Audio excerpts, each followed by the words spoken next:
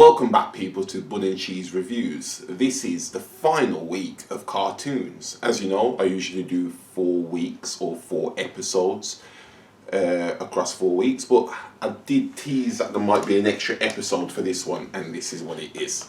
Just to finish off the month of March, and then we'll get into something new.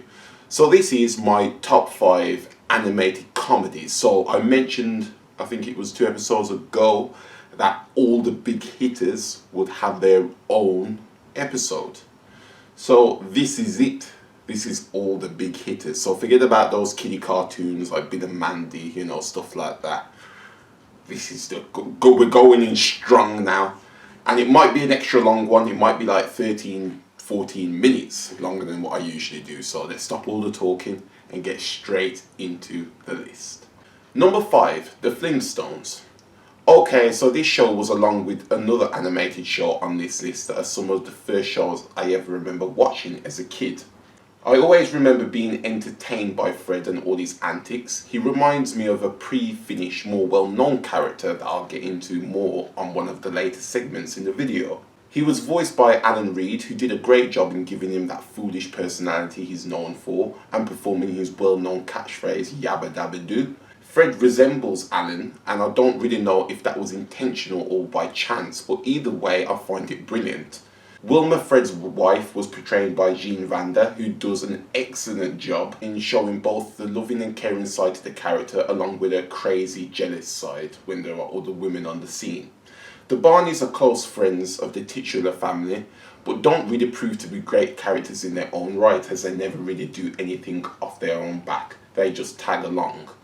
Nevertheless, I always enjoyed watching it despite the young me preferring more up-to-date cartoons, and considering this show was made in the 60s and stood at the top of animated comedy for decades past that era is something to be proud of.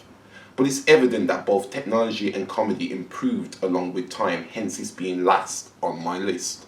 Number 4, Futurama. Matt Groening is well known for his long-standing creation that literally everybody has heard of. But I'm not going to get into that show just yet. So in 1999, Fox debuted his second most prominent show in Futurama.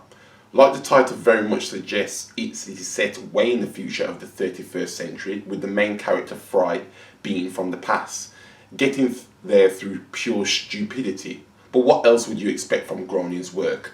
He is voiced by Billy West, who, like I said a couple of weeks ago, has proven how much of a talented voice actor he is through his many characters, as he's also the voice of very charismatic Zoidberg and Fry's distant relative in The Professor. Most of the rest of the characters make up the team have a well-rounded cast with the jokes split between them. The amazing Phil Lamar voices Hermes Conrad so well that I can't imagine anybody else doing so. But my favourite character has to be Bender, voiced by John DiMaggio. He is probably the most narcissistic character not only on this list, but in my whole month of cartoons as of yet. And the writers really shine when the story revolves around him, with the episode Fear of the Bot Planet showcasing this through putting him in a position of power he could only dream of previously. DiMaggio also deserves credit for the character, as he brings an edge to Bender that's needed for the great writing. All in all, Futurama is a fun show to watch to pass the time, but it's not one I would go out my way for, hence why it's so low on this list. Number 3, Family Guy. Family Guy is by far the most popular Seth MacFarlane project, debuting in the late 90s and still airing now.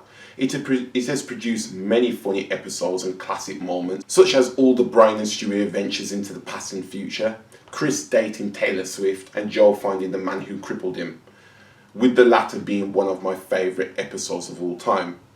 Peter's stupid antics mostly come off as very entertaining, with the Stewie Loves Lois episode coming in mind with how he reacts from a simple medical procedure. Brian's know-it-all attitude and relationships with women are also a great source of humour for the episodes, even if it serves as a subplot. But the character I like the most, and isn't even close to anybody else, is Stewie. From his American football-shaped head to his British accent to his very questionable sexuality, he is nothing shy of a complete character. Being smart enough to invent a time machine and clone himself, he finds himself at centre stage of many of the plot points. And some of the best one-liners that are memorable to me, like, "Don't do it, Bri. while spying on Brian making out with his girlfriend. And I'm already laughing before I say it. How to Lose a Guy in 10 Seconds starring Stewie Griffin. Gee Louise. When he tries to come on to Brian's son Dylan. Now, if you haven't noticed already, but all the main characters I've just named have something in common. They are all voiced by Seth MacFarlane, which showcase just how talented he is as a voice actor, being able to bring different characters to life in various ways. He also voices Quagmire, which is another one of my favourites. I feel like if the humour was slightly more intelligent, instead of obscene amount of cutaways and puke jokes, it would be higher on this list. Number 2, American Dad. Oh, I missed the controversy, man, aren't I? Putting MacFarlane's second most popular show above his widely most popular. But don't worry, I have my many reasons for this. I think the family as a whole the series centres around is much more likeable. As you may have noticed from my Family Life segment, I didn't mention Lois or Meg once, and briefly mentioned Chris. But I feel like with American Dad's family, there's next to no weaklings. Francine has memorable episodes by becoming Jesus' girlfriend, lying to the point of becoming a successful businesswoman, and spending a whole episode to come up with a slogan that was already out there. Hayley's liberal politics functions well as a story mechanism as they clash with her dad's views, along with her choice in boyfriend and later husband through Jeff, and her dance moves and singing in the Minstrel Krampus episodes, which was hilariously put together. Family, say it 1, 2, 3. Family is the way for me. Oh yeah, do it for the family. We gonna make them happy. Oh Lord. Family, it go 1, 2, 3. Bada ding ding ding ding. Whoa. I don't get it. Why do anything for your family? Because family make you high. Hear the reason why they bada boom ba bing da ding bo bo bo. Steve, being the nerd he is and trying to, and I quote, get laid at every opportunity, brings a sense of realism to the character, as I'm sure most boys at his age have those same sorts of tendencies. The situation scenarios gets himself into with his friends and Roger, and his surprisingly amazing singing voice makes him an extremely likable character. It's time to stand up and be a man. Be the husband that you told her you were gonna be forever. But I can't see what's wrong with you. You got a wife, a hot one too. But if you keep on looking, you won't end up together. Oh my God, is she not hot enough? Now onto the main character, Stan, the stupid self-proclaimed head of the family, working for the CIA. He gets into an obscene amount of scenarios just in his working life, like when he got jealous when Francine started working there and proceeded to get her fired, for the end result come through with him giving her an ass face. Watch the episode. To his personal life of swapping roles with Roger and batting a blind eye to Francine getting beaten because of, oh my God, these crocodiles. Francine, oh my God. Which brings me to the final main character in the main family, Roger. The obnoxious, egotistical, narcissistic and violent alien living in the attic. Time after time, he proves to be hilarious through his personas and length of effort he will go to just to screw somebody over. Again, kudos to MacFarlane for his acting on the last two characters. It's not just the main cast that are likeable though, with Avery Bullock, Principal Lewis and Father Donovan all extremely funny. I mean, I could go on for days, but I'll choose to stop here. Anyways, I don't think I forgot anyone else that's important. Number 1, The Simpsons. So it was probably predictable for a long time that this show would have been at my number 1. It is Groening's most popular and well-known show, the longest running animated series of all time. And it's also one of the most decorated, with 34 Emmys, 34 Annies and a star on the Hollywood Hall of Fame as I'm writing this script. It's one of the earliest TV shows I remember watching growing up.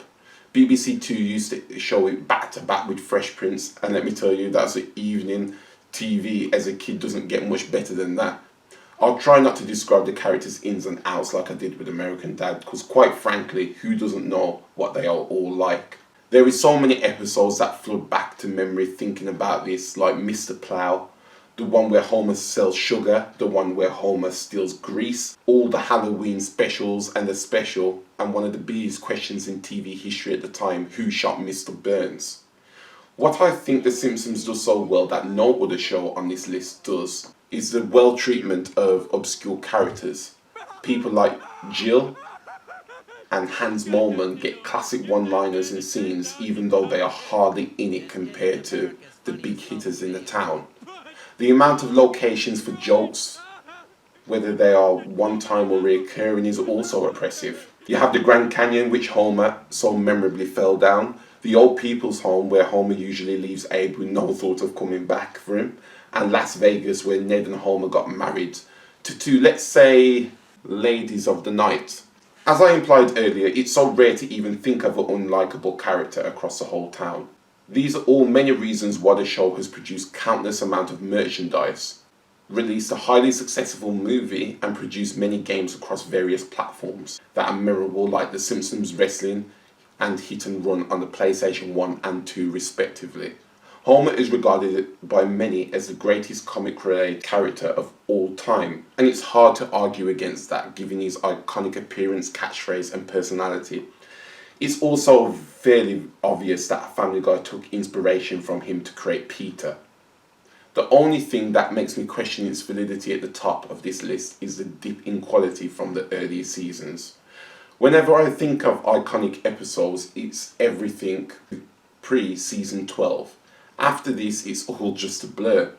But it's still watchable, therefore I think it rightfully deserves its crown at the top.